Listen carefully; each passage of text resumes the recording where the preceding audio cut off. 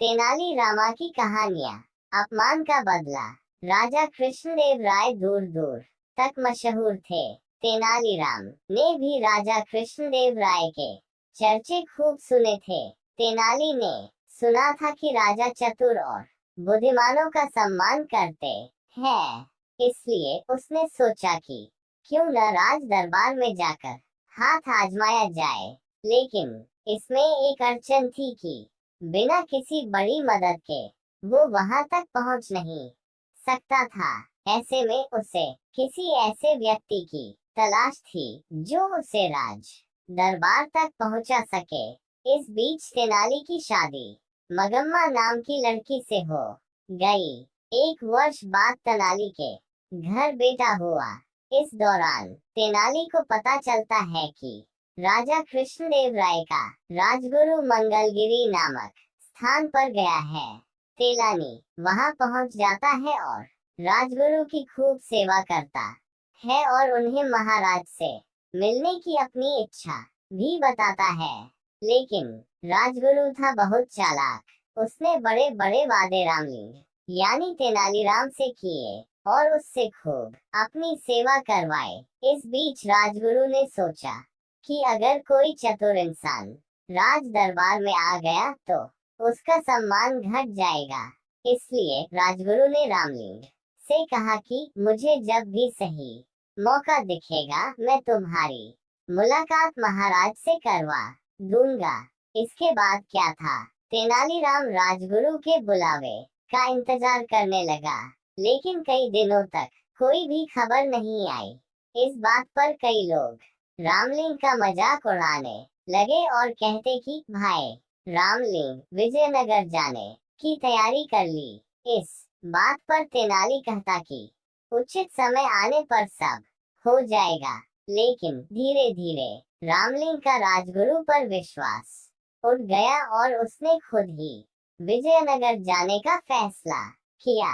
वो अपनी माँ और पत्नी के साथ विजयनगर के लिए रवाना हो गया। यात्रा के दौरान किसी भी तरह की परेशानी आती तो रामलिंग राजगुरु का नाम ले लेता। रामलिंग ने अपनी माँ से कहा कि व्यक्ति जैसा भी हो लेकिन नाम ऊंचा हो तो सभी काम हो जाते हैं, इसलिए मुझे अपना नाम बदलना होगा। महाराज कृष्णदेव राय के प्रति अपना सम्मान प्रकट करने के लिए मैं भी अपने नाम के साथ कृष्ण लगाऊंगा। इस बात पर तेनाली की माँ ने कहा कि बेटा मेरे लिए तो दोनों नाम बराबर है।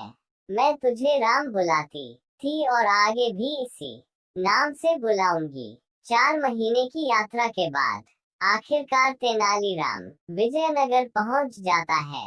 उसे राज्य की चमक दमक देखकर बड़ा अच्छा लगा। बड़े बड़े घर, साफ सड़कें और बाजार को देखकर वो दंग रह गया। इसके बाद वहां कुछ दिन ठहरने के लिए उसने वहां के किसी परिवार से प्रार्थना की। फिर वो अकेला राजमहल की ओर निकल पड़ा। वहां पहुंचकर उसने एक सेवन के हाथों राजगुरु तक संदेश भिजवाया कि तेनाली गांव से राम आया है। लेकिन सेवक ने वापस आकर बताया कि राजगुरु इस नाम के किसी भी व्यक्ति को नहीं जानते हैं। ये बात सुनकर रामलिंग को गुस्सा आया और वो सीधा राजगुरु से मिलने अंदर चल गया। अंदर पहुंचकर उसने राजगुरु से कहा कि मैं रामलिंग मंगलगिरी में आपकी सेवा की थी। लेकिन राजगुरु ने जानबूझकर उसे पहचाने से इनकार कर दिया। राजगुरु ने रामलिंग को धक्के देकर वहां से निकलवा दिया। ये देख वहां मौजूद सभी लोग तेनाली पर हंसने लगे।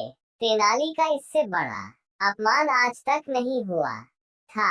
उसने मन ही मन इस अपमान का बदला लेने की ठान ली, लेकिन इसके लिए राजा का दिल जीतना जरूरी था। अगले दिन रामलिंग दरबार में पहुंच गया।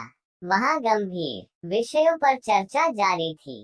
संसार क्या है, जीवन क्या है, जैसे सवाल किए जा रहे थे। वहां मौजूद एक पंडित ने अपने जवाब में कहा कि संसार कुछ नहीं बल्कि एक छलावा है। हम जो भी देखते हैं या खाते हैं वो बस विचार है। सच में ऐसा कुछ होता ही नहीं है, लेकिन हमें लगता है कि ऐसा होता है। इस पर तेनालीराम ने पूछा कि क्या सच में ऐसा होता है?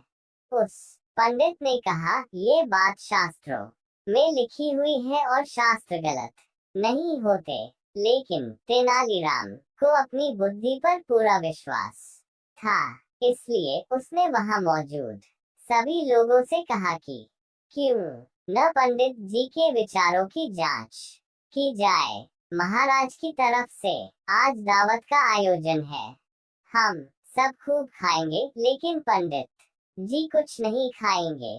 पंडित जी बिना कुछ खाए भावना करेंगे कि वो खा रहे हैं। तेनालीराम की इस बात पर वहां मौजूद सभी लोग हंसने लगे। पंडित जी शर्म से पानी पानी हो गए। महाराज भी रामलिंग से बहुत खुश हुए और उसे स्वर्ण मुद्राएं भेंट की। इसके बाद राजा कृष्णदेव राय ने तेनालीराम को राजविदूषक का पद दे दिया। वहां मौजूद सभी लोगों ने महाराज के फैसले का स्वागत किया। फैसले की प्रशंसा करने वालों में राजगुरु भी था।